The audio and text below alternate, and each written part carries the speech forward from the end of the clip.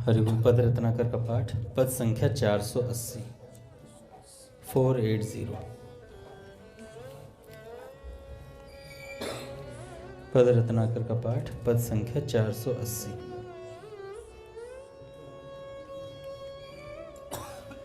राधा घर कानन में राधा, राधा नित यमुना के तीर।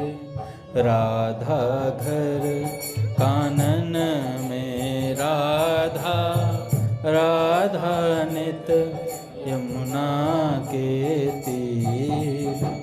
राधा मोद प्रमोद राधिका, राधा बहे नयन बन नीर। राधा मोद प्रमोद राधिका, राधा बहे नयन बन नीर। राधा प्राण बुद्धि मन राधा, राधा नैनों के तारा। राधा प्राण बुद्धि मन राधा, राधा नैनों की तारा। राधा तन इंद्रिय में राधा, राधा प्रेमानंद सुधाधारा। राधा तन इंद्रिय में राधा, प्रेमानंद सुधाधारा। राधा मन है राधा धन है, नाम धाम सब है राधा। राधा मन है राधा धन है, नाम धाम सब है राधा।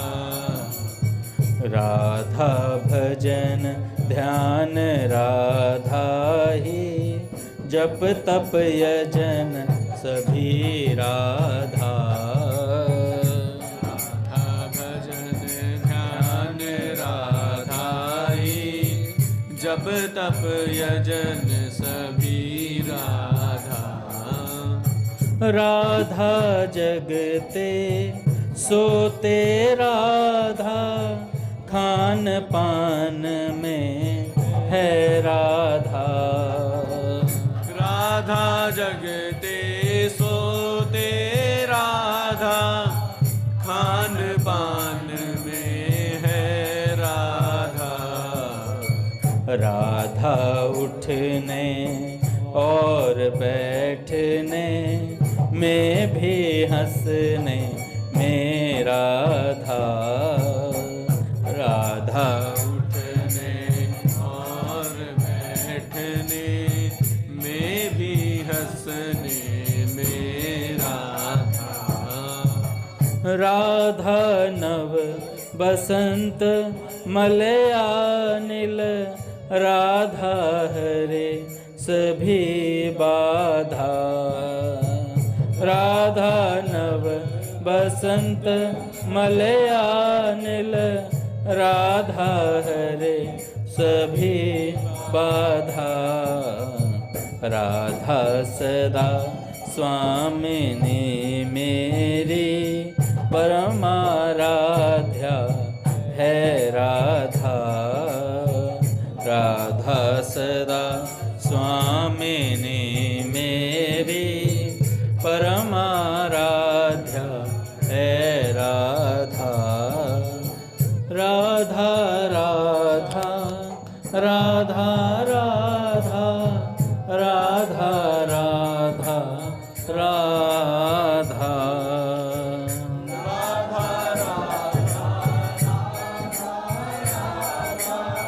राधा राधा राधा, राधा राधा राधा राधा, राधा राधा राधा।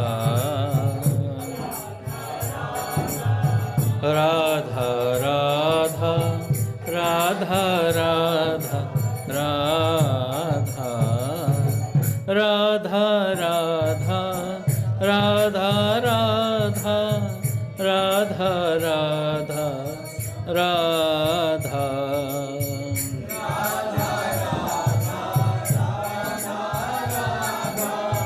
राधा राधा राधा राधा राधा राधा राधा राधा राधा राधा राधा।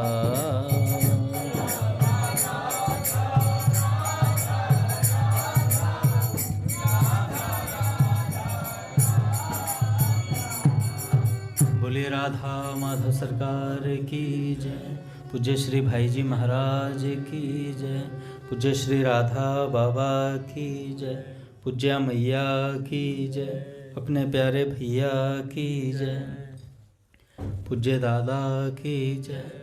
भक्तवत्सल भगवान की जय।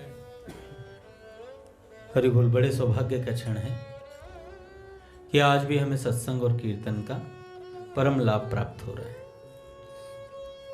पहले भाई जी के कुछ विचार, उसके बाद एक भक्त चरित्र।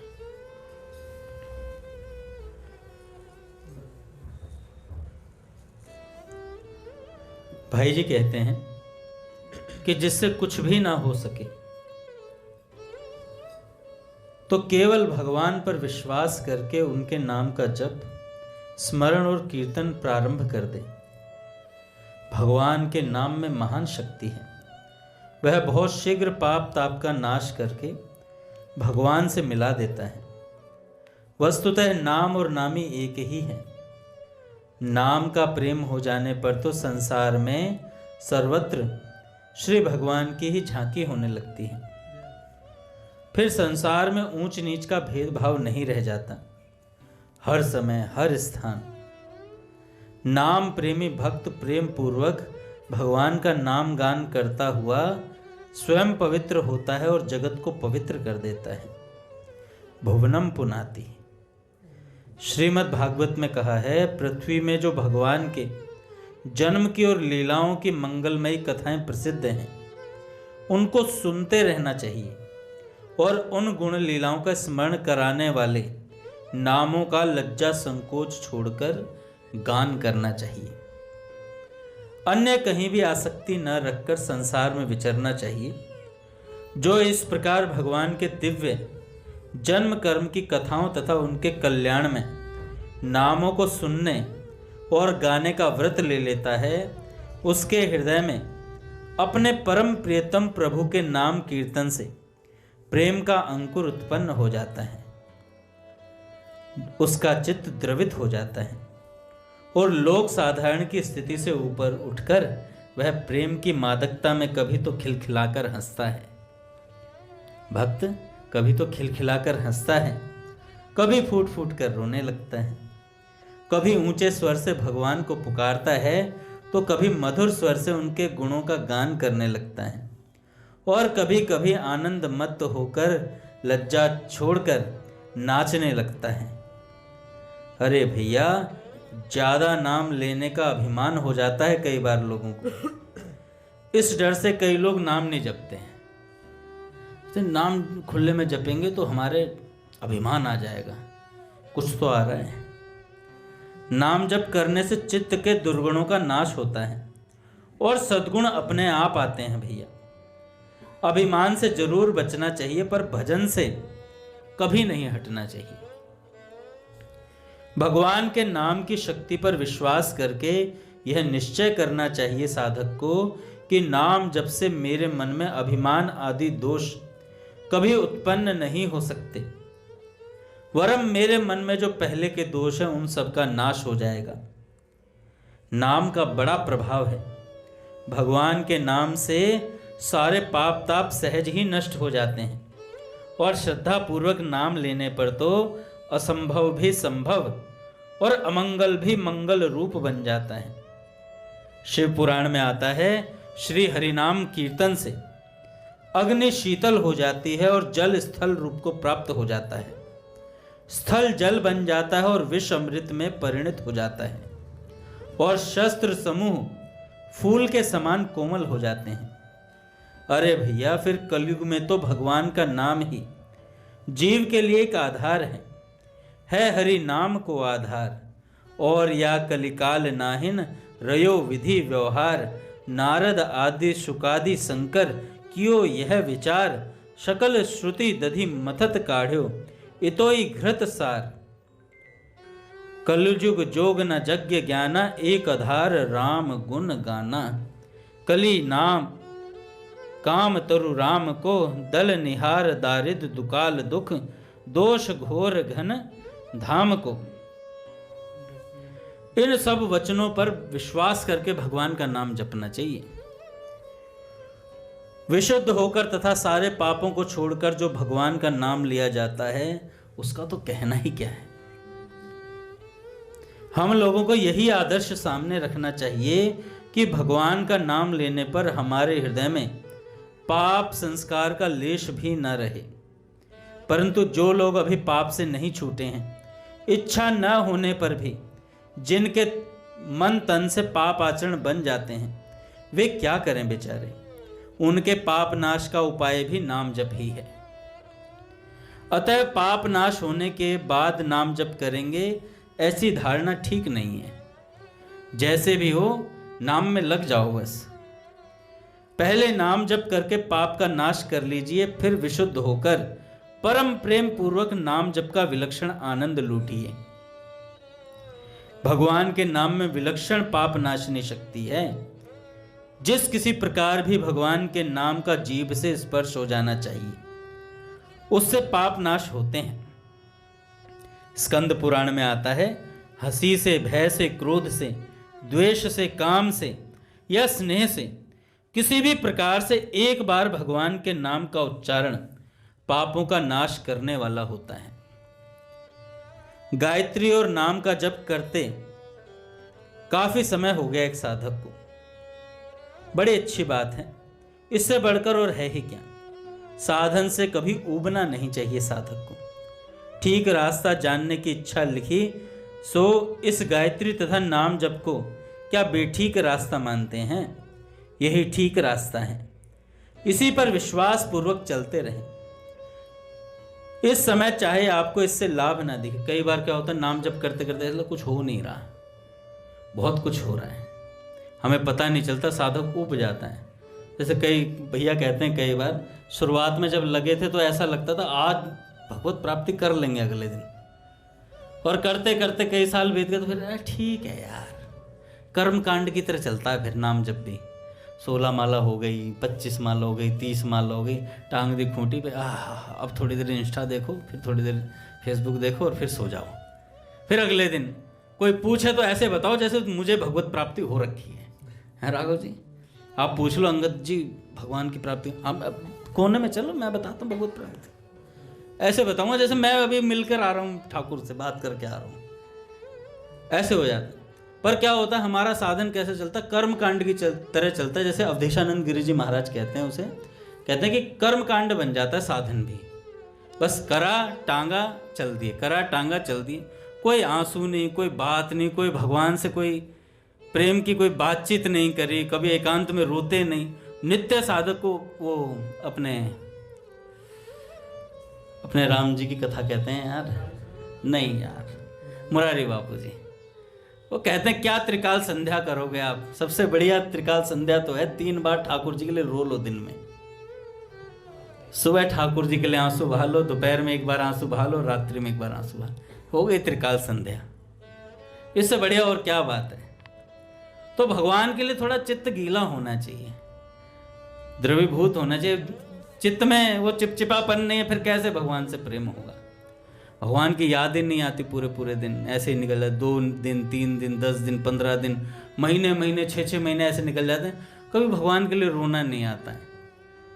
फिर कह देते हैं बस, फिर बहाना एक और आड़ ले लेते हैं, काका हंसी बो खेली बो धरी बो ध्यान अहर्निश करी बो ब्रह्म ज्ञान। तो कृपया ज्ञान ना दे।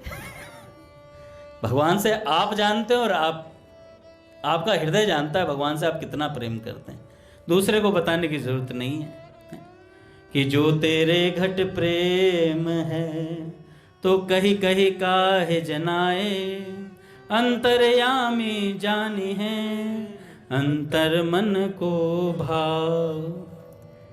तो भैया अंतर्यामी जानते हैं, इसलिए कई बार नाम जप करते करते ऐसा लगता कुछ लाभ नहीं हो रहा। अरे जप के लाभ को तो कोई रोक ही नहीं सकता। मनुष्य के जीवन में उसके द्वारा भगवान का स्मरण और जप होता रहे, यही करने योग्य बात है। भगवान ने जो जप यज्ञ को अपना स्वरूप बतलाया है, यज्ञा नाम जप यज्ञो अस्मि। एकांत मिले या ना मिले, उपांशु हो या ना हो, इसकी चिंता छोड़कर जिस तरह से भी हो नाम जप का क्रम चालू रहना चाहिए।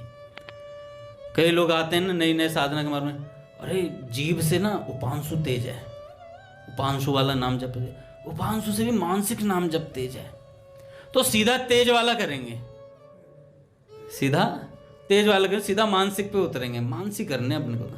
नहीं भैया, पहले जीभ से जपना शुरू करो। कितने साल जिभ्या से नाम जप करेंगे तब उपांशु में उतर पाता है।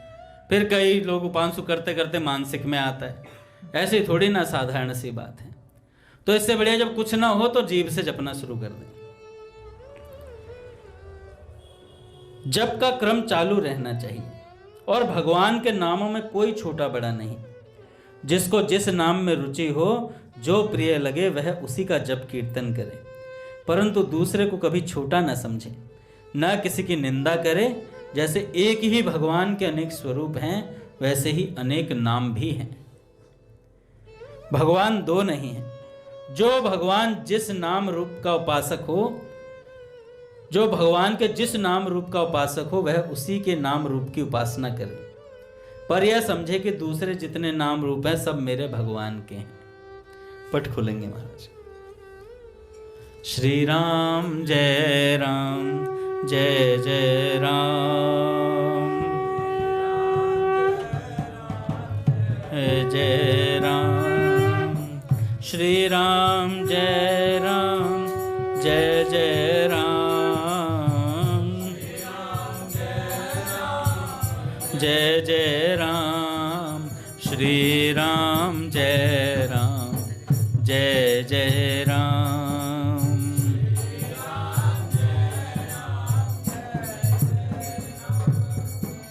जय जय श्यामा जय जय श्याम, जय जय श्याम। जय जय श्री वृंदावन धाम।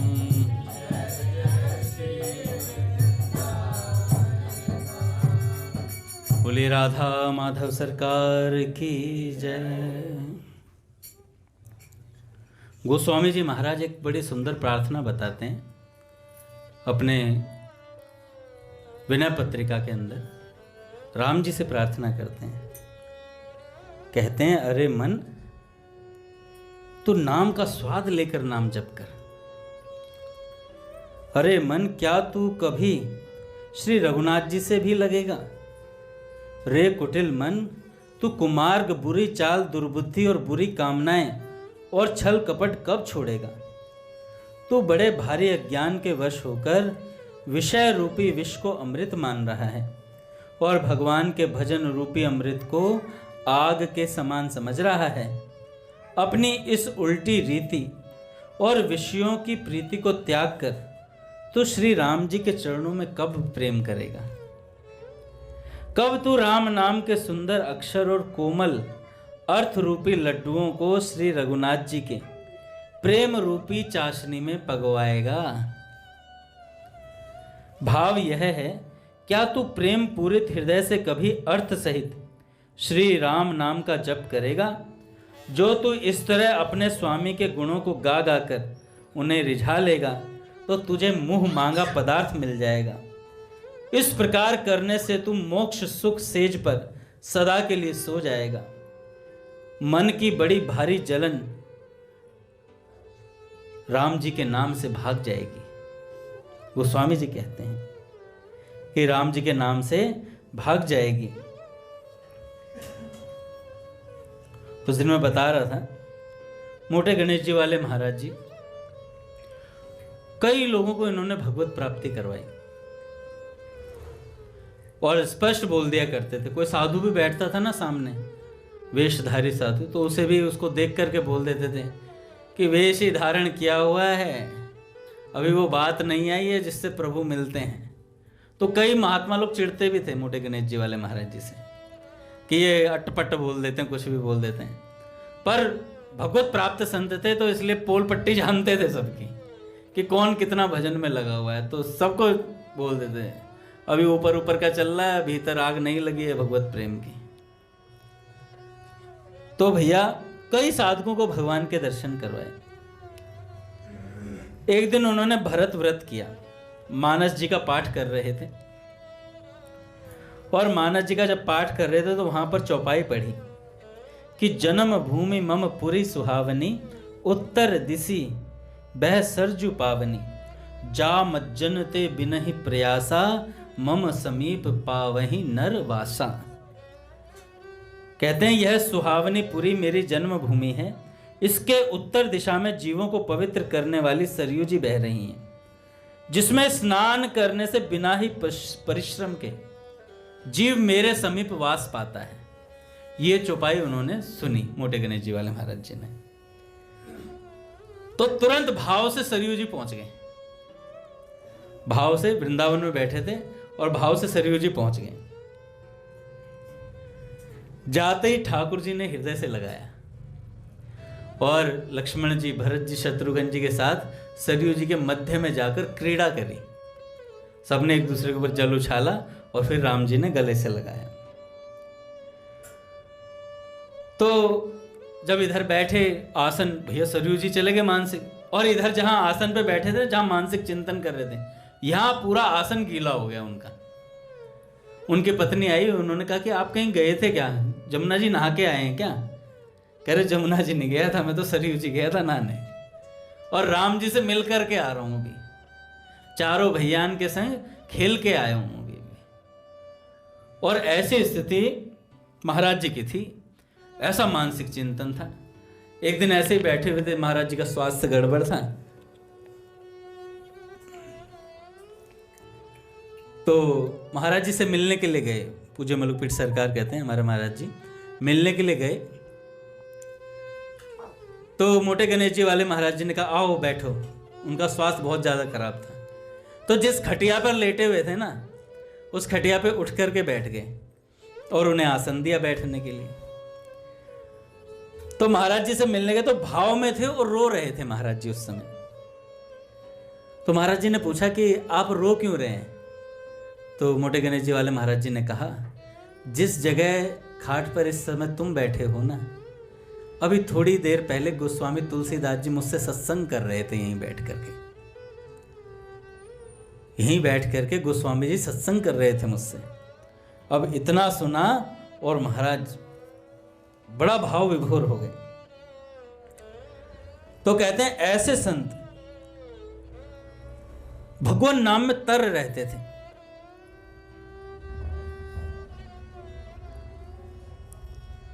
उनके सामने कोई झूठ भी नहीं बोल सकता था। मोटे गणेश जी वाले में अब भैया के सामने कोई झूठ बोल सकता है, पर भैया पता कर लेते हैं झूठ बोल रहा है सच बोल रहा है, उसी के हिसाब से उसके जीवन का परिणाम निकलता चला जाता है। संतों से झूठ बोलना अपने जीवन के जो रास्ते हैं ना, उनको और कठिन बनाना है भगवान की प्राप्ति की तरफ। झूठ नहीं बोलना चाहिए। ये भक्ति की प्रथम सीढ़ी है कि हरि गुरु दासन सो सांचो सोई भक्त सही। जैसे भी हो अट्टपट्ट बोल दो गुरु जी से कि गुरु जी बात ऐसी है, तो गुरु जी अपने आप संभाल लेंगे। लेकिन सच नहीं बोलोगे तो फिर गड़बड़ है, फिर वो राई का पहाड़ बनते देर नहीं लगती संसार में। तो संत कहते हैं जैसे ट्रेन का टिकट बार बार संभालते हैं, सामान बस एक बार रख देते हैं, जीवन का सब काम एक बार संभालो, पर भगवान के नाम को बार बार संभालना चाहिए। भगवान के नाम को जैसे टिकट संभालते हैं ना, चेकर आएगा देखेगा भाई कहाँ टिकट है नहीं है, लेके जा रहे हैं गोरखपुर जा रहे हैं, गीता वाटिका जा रहे हैं, टिकट कहाँ है, चैतन्य प्रभु के पास ढूंढो चैतन्य प्रभु को टिकट संभालते हैं। ऐसे भगवान का नाम बार बार संभालना चाहिए कि भैया नाम ले रहे नहीं ले रहे, नाम चल रहा है नहीं चल रहा है, नहीं चल रहा है तो लेना पड़ेगा। तो भैया ऐसे ही सामान हो या ना हो व्यक्ति के पास, पर क्या होना चाहिए, भगवान नाम होना चाहिए, टिकट होना चाहिए ट्रेन में अगर यात्रा करनी है तो। ऐसे एक संत हुए हमारे श्री मनोहर दास बाबा जी। गोविंद कुंड पे रह के इन्होंने भजन किया जीवन भर। नदिया जिला माधवपुर गांव के थे और श्री भोलानाथ अधिकारी महाशय की पत्नी प्यारी सुंदरी के गर्भ से महेंद्र नाम का पुत्र का जन्म हुआ। शिशु काल में ही मातृ देवी का परलोक गमन हो गया। 6 वर्ष की अवस्था में महेंद्र अकेले हो गए, पिता रह गए बस। और एक दिन स्वप्न, रात्रि में सो रहे थे तो स्वप्न आया। स्वप्न में देखा कि एक साधु उसे घर से बाहर निकालकर वन में ले गए। महेंद्र को रात्रि में स्वप्न में घर से बाहर निकालकर वन में ले गए और उनके चारों ओर आग लगा दी। और भैया जब वो स्वप्न से उठे तभी से उन्हें संसार से विरक्ति हो गई। ये स्वप्न देखकर उन्होंने समझ लिया कि संसार एक वन है जिसके चारों ओर आग लगी है। उसकी भीषण लपटों से परित्राण पाने के लिए श्री हरि की शरण लेना आवश्यक है। 13 वर्ष की अवस्था में पिता भी चल दिए। उसके पश्चात अद्वैत वंश के श्रीपाद नंद किशोर गोस्वामी से इनको दीक्षा मंत्र मिला। उसके पश्चात नवदीप में बड़े अखाड़े के श्री रूपदास बाबा से वेश ग्रहण किया। वेश का नाम हुआ इनका मनोहर दास बाबा। कुछ दिन नवदीप में रहकर मनोहर दास बाबा ने सिद्ध श्री चैतन्य दास बाबा के पास गए और बड़े अखाड़े के पंडित श्री नरोत्तम दास बाबा जी महाराज का संग किया। कालना के सिद्ध श्री भगवान दास बाबा जी के पास गए, उनका भी संग किया, दर्शन किए। 5 वर्ष वृंदावन में रहकर श्री राधा रमण के सेवायत श्रीपाद गोपीलाल गोस्वामी प्रभु से भक्ति शास्त्र का अध्ययन किया महेंद्र जी ने, जो ये मनोहर दास बाबा बने थे। ऐसे ही कई संतों का संग करते हुए कुसुम सरोवर, काम्यवन, नंदगांव आदि में रहकर खूब भजन किया। कुछ दिन पश्चात वहीं एक गुफा बनाकर गोविंद कुंड के पास वहीं रहने लगे। मनोहर दास बाबा निरंतर हरिनाम करते थे। अष्टकालीन लीला स्मरण में सदा आविष्ट रहते। सोते बहुत कम थे। बिछोना भी नहीं के बराबर रखते। आहार में होती मधुकरी के आटे की रोटी और नीम के पत्तों का रस्सा, नीम के पत्तों का रस।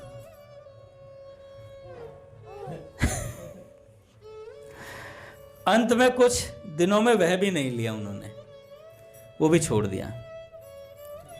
केवल दूध अल्प मात्रा में लेते थे। बाहर के जग से कोई संबंध नहीं।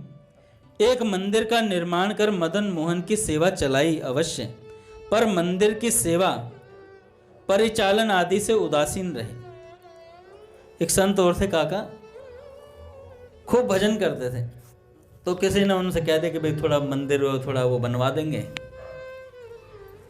आसपास के थोड़े अट्टारे वगैरह बनवाएंगे तो सही रहेगा। ठीक है भाई। पर थे वो भजनानंदी, तो भजनानंदी थे तो भाई उनसे तो सहन नहीं होता किसी से कोई भजन में विक्षेप। असली भजनानंदी हो, उससे भजन में विक्षेप सहन नहीं हुआ। तो सब व्यवस्था बैठी। गिरधर जैसे 2-4 अमीर लोगों ने कहा कि गुरुजी हम सेवा दे दें, 2-4-5 लाख फेंक दिए। गुरुजी कल ईंट का टैंकर उतर गया, वो ट्रैक्टर आके ईंटें उतारने लगा और महाराज मसाला वसाला वगैरह सब चल गया और वो मजदूर लग गए। अब 2-3 दिन हो गए, गुरुजी के सपनों में ईंट आ रही है। कह रहे यार प्रभु के लीला चिंतन होता था, अब ईंट ईंट चल रही है, चक्कर क्या है? प्लस्तर ईंट, वो सीमेंट के कट्टे उतर रहे हैं। दिमाग खराब हो गया उनका। और 2-3 दिन तो सहन किया। उसके बाद उन्होंने क्या किया, रात में ही अपना बोरिया बिस्तरा उठाया, अपना आसन लिया और भग गए। अब ढूंढो, अब नहीं आता चीता। चीता भग गया। गए महाराज और अपना बोरिया बिस्तरा लेके। कई दिनों बाद एक शिष्य ने बोला, गुरुजी आप भग क्यों गए वहां से? अरे भाई भगवान का भजन करने आया था, ईंट रोड़े सपने में दिख रहे हैं, पूरी पूरी रात ईंटों का चिंतन हो रहा, मेरे से नहीं होगा ये सब, संभाल लो जो करना है, जो समाधि बनाना है, किसी को जो बनाना है, कुंड पुंड सब तुम्हें तैयार करना है, तुम करो जो करना है, मुझे मत इन्वॉल्व करो इस चक्कर में। कहा ऐसे ही एक भक्त गए, अब याद आती जा रही मुझे, अब चैनल पकड़ गया। एक भक्त गए, दामानी जी पिताजी ने सुनाई थी मुझे, मैं ऑफिस में था, लंच में उनका फ़ोन आया और 2-2.5 घंटे बाद नॉर्मल है उनसे, तो उन्होंने सुनाई थी। अरे एक बार एक गुरुजी, एक चेला था, वृंदावन गया, वृंदावन गया, भजनानंदी थे अच्छे खासे। प्रेमानंद जी महाराज से के शिष्यों से एक साधु ने पूछा,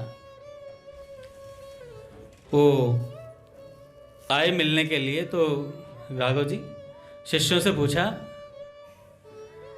कि यार जिसे देखता हूं पागल हुए फिर रहे हैं प्रेमानंद बाबा के पास, तुम्हारे गुरुजी ऐसा करते क्या हैं? तो शिष्यों ने पता क्या बोला, भजन करते हैं, भजन करते हैं इसलिए पूरी दुनिया पागल हुई घूम रही है, भजन नहीं करते होते ना तो कोई पागल नहीं होता। तो ये भजन का प्रताप है जो बहुत प्रसिद्धि दिलाता है, भजन बहुत ज़्यादा। जो इससे बच गया वो बचा रह जाता है, फिर वो भजन को पचा लेता है। वो साधु आए नए नए भरत दिया और वृंदावन में रहने लगे अपना, जैसे भ्रातः तिष्ठ तले तले विटपे नाम ग्रामेशु भिक्षा मटा, और अपने एक वृक्ष के नीचे आराम से, किसी से तर्क वितर्क कुतर्क सतर्क सब कुछ था उनके पास, सावधान थे। पर कई बार ना चेले सावधान नहीं रहने देते, गुरुजियों को बिगाड़ने चेलों का बहुत बड़ा हाथ होता कई बार। तो एक आए तो उन्होंने कहा कि महाराज जी आप यहाँ रहते हो, बारिश में भीगते हो, गर्मियों में बारिश आ जाती है, भीगते रहते हो, थोड़ा ऐसा करो छप्पर सा डलवा देता हूँ। उन्होंने कहा ठीक है यार चल डाल दिया। तो छप्पर डल गया, कोई बात नहीं, 4 डंडे लगाए और छप्पर डल गया। और सर्दियों का टाइम आया, कहा गुरुजी चारों तरफ से ठंड लगती है, इसे बंदी करवा दूं क्या? और तिरपाल डलवा दे, बंद कर दे।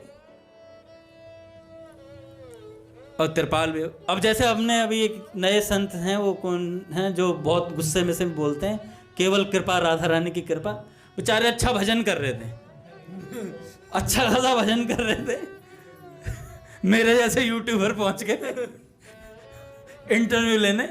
अब बेचारे प्रश्न पूछ रहे हैं महात्मा जी से, और उधर से टैंकर के टैंकर साथ साथ उतर रहे हैं। भाई बाबा आपके कुटिया के लिए ईंट आ गई है, सीमेंट आ गया है, और जब इंटरव्यू ले लें उसके बाद कहेंगे बाबा की सेवा में खूब धन लग रहा है, जो देना चाहे तो नीचे नंबर चल लो है पेटीएम कर दियो। उधर बाबा की एक कुटिया बननी है, उसमें कितना रुपया लग जाएगा, और उनके अकाउंट भर गए। तो बाबा अच्छे खासा भजन कर रहे थे, अब बेचारे भजन नहीं कर, उनको इंटरव्यू देने पड़ रहे हैं। वो कह रहे भाई केवल कृपा, वो कह रहे नहीं आपकी कृपा से सब कुछ होगा, आप देखो 3 लाख व्यूज एक शॉट पे, वो बेचारे भजन नहीं कर पा रहे हैं। तो ऐसे संतों को छुपे ही रहने दो भैया, वो बेचारे छिपकर ही हमारा कल्याण कर देंगे। तो उनके लिए कवर करवा दिया, तिरपाल लगवा दिया। तो उन्होंने कहा ठीक है यार। अब जब ऐसे रहने लगे तो अगले साल फिर आए गर्मियों की छुट्टियों में, जो जजमान होते हैं, गुरुजी जानवर वानवरों का भी भय रहता होगा तो बाउंड्री करवा दो थोड़ी सी, ये अपना ही प्लॉट है सारा, ये अपना ही प्लॉट है सारा, बाउंड्री करवा देता हूँ और आराम से रहना, जानवर वगैरह नहीं आएंगे, थोड़ा जाली वगैरह लगवा दूंगा लोहे की, और से जानवरों से भय नहीं रहेगा। ठीक है। अगले साल फिर आए, कह रहे गुरुजी रहे तो रही हो, 2 कमरे पक्के करवा देता हूँ, तरपाल फट जाता, हवा भी चलती, मैं भी आता हूँ गर्मी की छुट्टी में तो बच्चों को यहीं रख लूँगा, ठीक है। अब 2 कमरे करवा दिए, और साथ में ये कह के चले गए कोई आए यात्री वात्री तो अपना देख लेना। तो उन्होंने ठीक है गुरु भाई कह के जा रहा है तो। अब अगले साल राघव जी जैसे एक जजमान और पहुंचे साथ में, 2 कमरों का क्या होगा, इन्होंने चेक काटा 10 लाख रुपए, 6 कमरे और बनवाओ। 6 कमरे बनवा दे, करे एसी भी लगवा दो, गीजर लगवा दो, बाथरूम लेटरिन में सब जगह बढ़िया, ठंड में और गर्मी में सब सेटअप रहे। अब 7-8 कमरे बन गए, उसमें 2 पहले थे, 6 अब बनवा दिए, एसी लग गया, बोर्ड लग गया, राधा माधव धर्मशाला।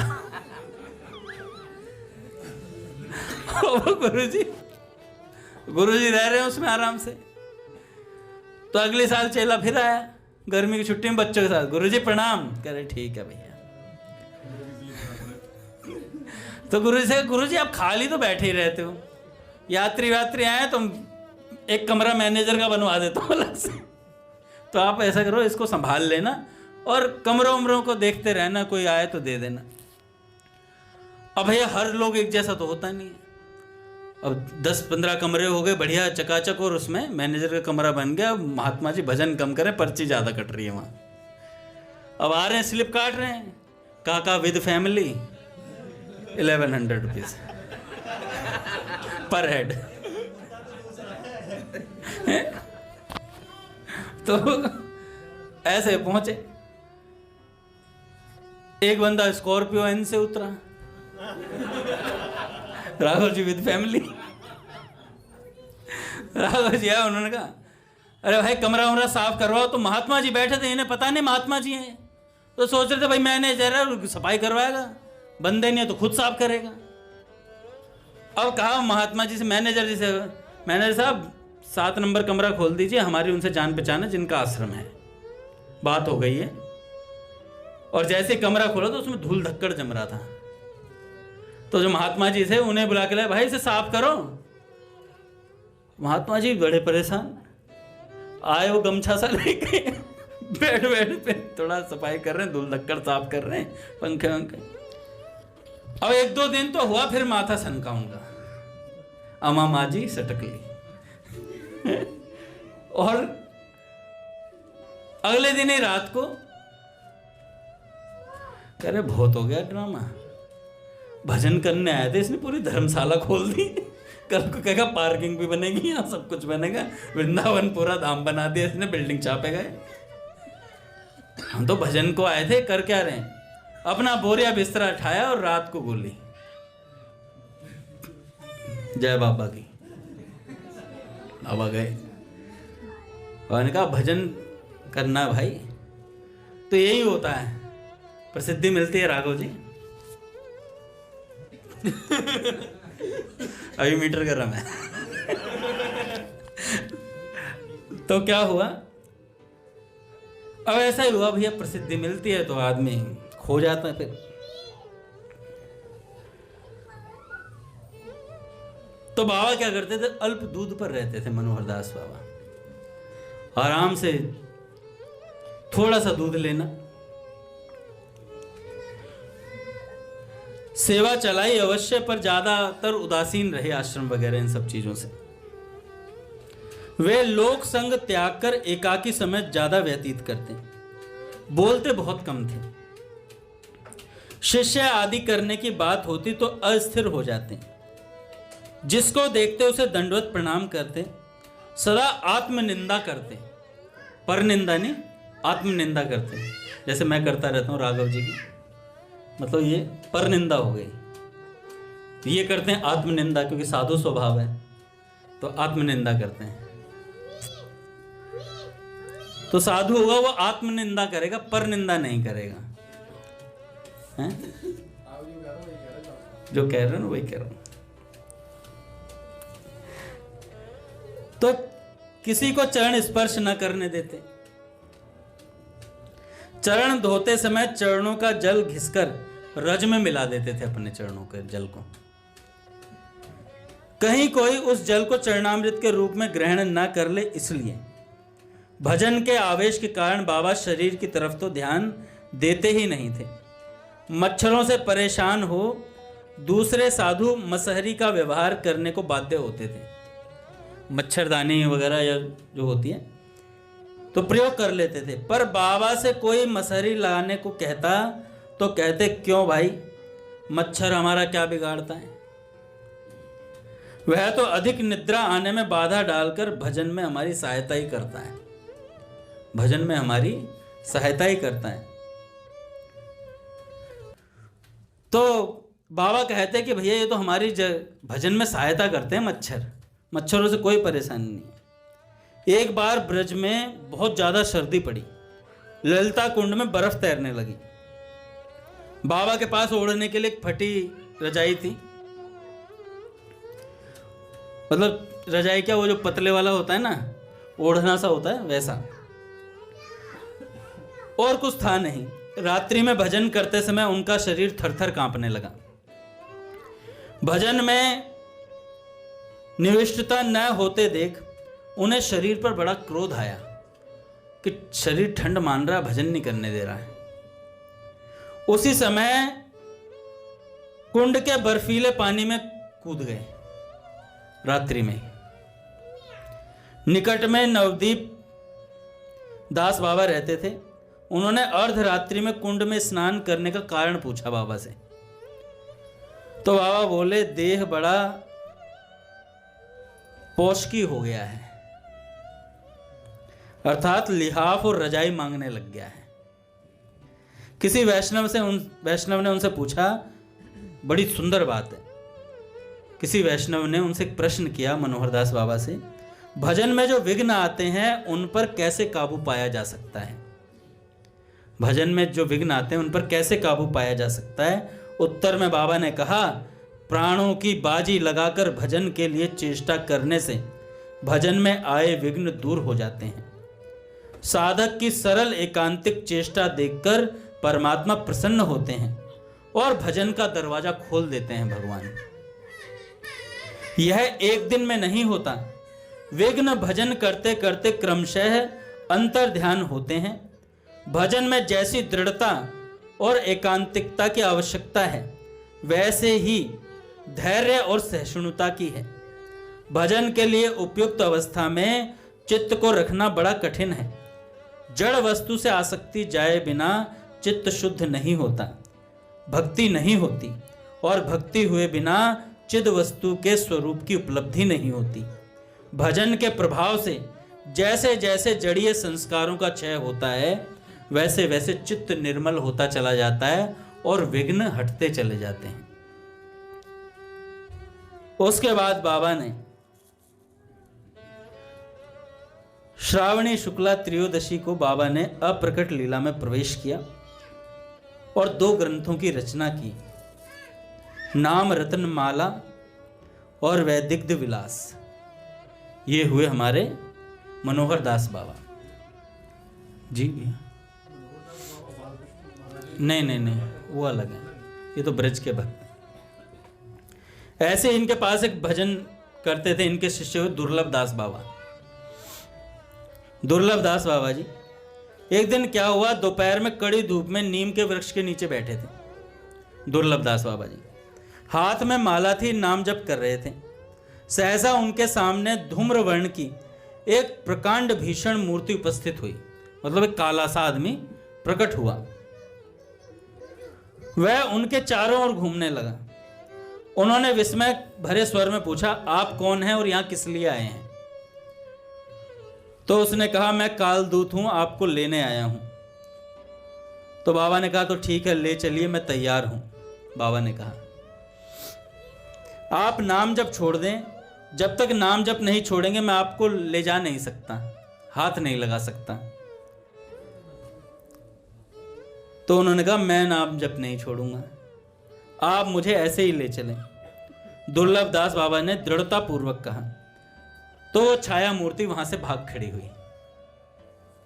उन्होंने मनोहर दास बाबा से जब ये बात कही तो मनोहर दास बाबा बोले, तुम्हारा इस समय मृत्यु का योग था, भजन के प्रभाव से टल गया और तुम्हारी आयु में वृद्धि हो गई है। ये नाम जप का प्रभाव है। बोले भक्तवत्सल भगवान की जय। इसलिए नाम जप में लगे रहें। महाराज आरती करते हैं।